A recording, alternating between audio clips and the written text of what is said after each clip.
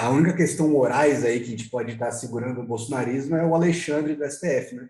Porque, de fato, ali não tem Sim. moral como ética, destrói o moral do brasileiro e se faz do moralismo para poder ganhar as mentes aí. Eu sou corintiano, você é cruzeirense, nossos times não estão nas melhores situações. E nessas crises aí, a gente sabe que não basta ganhar de 1-0, né? Tem que ganhar bem. Sim. Você falou aí da questão de ganhar o governo é fundamental. Eu queria perguntar para você, não tem como falar de 2022 sem falar do Lula, né, bicho? Lula aí tem se demonstrado, pelo menos nas pesquisas, no atual momento, a gente não sabe se vai ser assim até o ano que vem, né? Tem muita coisa ainda para acontecer, mas tem se mostrado um ator fundamental para ter essa vitória, pelo menos eleitoral. Queria que você comentasse um pouco dessas linhas internas dos partidos de apoia ou não apoia Lula, apoia no primeiro turno ou só no segundo. Qual é a sua visão do que os campos que ainda pensam no Brasil, qual decisão que esses campos podem tomar para derrotar bem o Bolsonaro e não só ganhar de 1-0, porque às vezes só com 1-0 no final do jogo ali dá de pedir um VAR, pedir alguma coisa que acaba sendo questionado depois no STJD ou algum outro tipo de questionamento do resultado. Eu acho que, sim, de fato, o Lula é um ator fundamental, principal nesse processo eleitoral, né, dessa disputa eleitoral. Ele é o que tem mais viabilidade no momento. Como você disse, muita coisa vai acontecer. É fundamental que a gente derrote eleitoralmente o Bolsonaro, não é uma questão menor, de forma alguma. Ela é uma questão necessária e não suficiente. Não sei se eu me fiz entender bem. Ela é necessária, mas não suficiente. Se o Bolsonaro ganha novamente, gente, a gente vai estar numa situação extremamente complicada. A correlação de força vai estar pior do que agora. Pior do que agora. Se a gente acha que a gente está no fundo do poço, espere se o Bolsonaro tiver uma segunda chance de governo. Então, acho que isso tem que estar no horizonte. É fundamental derrotar eleitoralmente o Bolsonaro, é fundamental, mas não é a questão necessária, mas não suficiente para a gente sair de todo o entreveiro que a gente está enfiado, né? E que, claro, que Lula é uma posição, é um ator que verticaliza boa parte das forças sociais, né? E também das forças eleitorais, da base eleitoral, um projeto, né, eleitoral de vitória, né? Isso é fato. Agora, eu acho que existe muita firula, viu, P7? Muita firula nos outros atores também. Faz ali, tentam, sabe aquela coisa, valorizar o passe?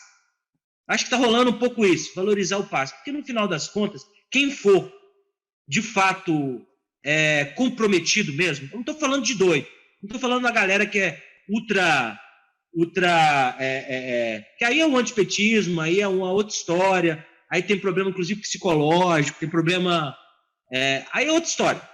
Mas quem tiver um raciocínio político e quem tiver compromisso com a luta contra o Bolsonaro e entendendo isso que a gente está falando aqui, do que ele representa, de como ele interage com interesses externos, como ele é orientado pelos interesses externos, assim como o Moro, ficou provado, né?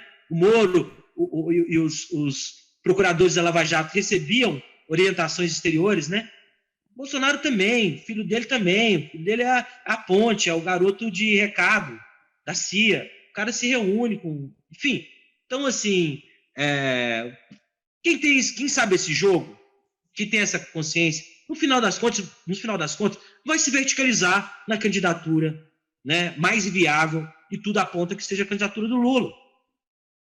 Né? Quem tiver algum compromisso vai fazer isso. Agora, eu não fico assim, chocado, o pessoal faz muita coisa, eu não fico chocado com as declarações de agora. Porque todo mundo está se cacifando, todo mundo quer elevar o custo, né, da sua entrada num projeto unitário. Né? Todo mundo quer, tô valorizando o passe, isso eu não faço, aí xinga o outro, aí faz toda uma cena, e isso é do jogo da política eleitoral institucional. Agora, quem interpreta a conjuntura a partir dessa firula, dessa aparência, eu acho que tá limitado, entendeu? Tá limitado. Eu não faço análise de conjuntura só pelas declarações das pessoas, pelo discurso do Ciro, né, bate no Lula, pelo discurso de sei lá quem. Eu não acho que isso explica a realidade. Eu acho que isso é um jogo de elevar o custo político das alianças, para depois, numa eventual aliança, você interagir mais, ter mais peso dentro daquela aliança, né? Ou você, mesmo fora, condicionar mais, né? O apoio. Então, não podemos fazer essa leitura, vamos dizer assim, essa leitura amadora, sabe? Acho que essa leitura amadora da conjuntura que atrapalha e que acaba sendo... Eu sei que você, né, você é jornalista, você, enfim, é da área de comunicação, mas tem uma leitura de conjuntura muito pautada no jornalismo, né? E o jornalismo trabalha com manchete, ele trabalha com informações curtas, com coisas de impacto, né? Que, enfim, então, o Ciro fala uma coisa, o fulano fala outra, o Lula fala uma coisa, e aí vira manchete. Aí vira manchete, aí todo mundo começa a reproduzir e pensar que está fazendo análise de conjuntura a partir da manchete, cara. Quem faz isso, desculpa, é amador. É quem está caindo na lógica. Porque se você pegar todas, né, historicamente, as manchetes, elas não explicam a realidade. Aqui manchete que explica, tem que ter análise, tem que ir de maneira mais profunda nos elementos, entender qual que é o jogo, enfim, tudo isso. Então, eu prefiro, sinceramente, acho que vai ter uma convergência mais para frente se não for uma candidatura única da oposição, vai ser uma candidatura que, de alguma maneira, vai ser um conjunto de candidaturas que vão, de alguma maneira, convergir para a derrota de um inimigo comum. Acho que isso...